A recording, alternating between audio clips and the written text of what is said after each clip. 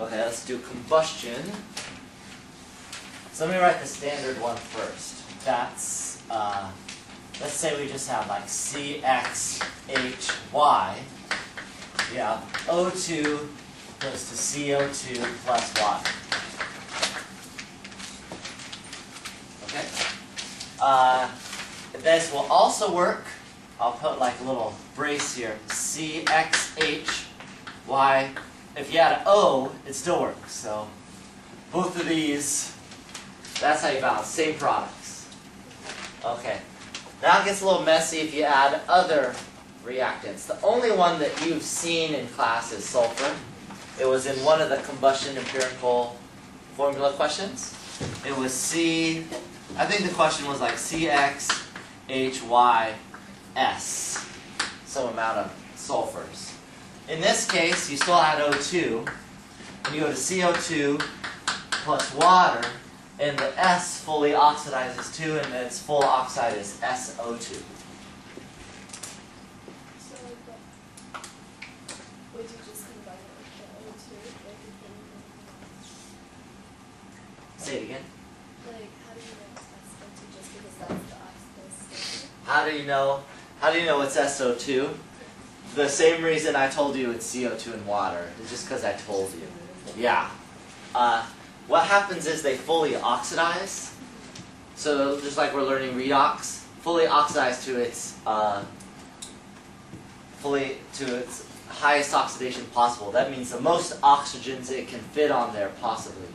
You don't know why this is the most amount that's neutral. Once we do Lewis structures, if you draw it out, you see, oh yeah, that's the most oxygens that can get on there and still keep it neutral. Same for water, without changing the oxidation state of hydrogen. And then same for sulfur, that's the most oxygen you can get on there. Now if there were others, say possibly like nitrogen, phosphorus, I just give those to you. I tell you, this is one of the products. You still have to balance it yourself. Now notice on this one, I could add an oxygen on here. It's all the same products. It would balance differently, but I still get the same products. Is that okay? Any questions on this? On this?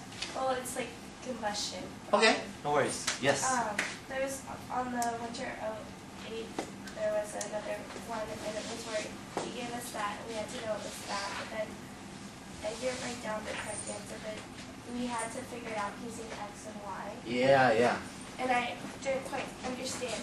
Like you got X and then Y. Oh, yeah. You got Y over 2. No worries, nobody understood it. So, it was this reaction actually. Yeah, it was that. I wanted you to balance it.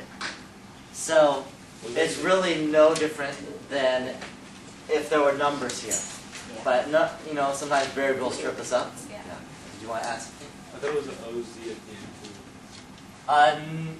Not on a previous test, but you can put it on there. It makes it a lot more painful. If you want to do that, we can. That's near brutal when you put the O on there. We can do it if you want. So you go balance the carbons, X. So I better put an X here. Yeah. Some space. X. Is that okay? Mm-hmm. Y hydrogens here. Okay. So I better put, yeah, I need a Y over 2 here. Because Y over 2 times 2 is Y. Okay. Is Y. Y over 2 times 2? Okay, is H, which is Swiss. Okay. Yeah. Let's do like a C, let's do like a C3. A comparable example.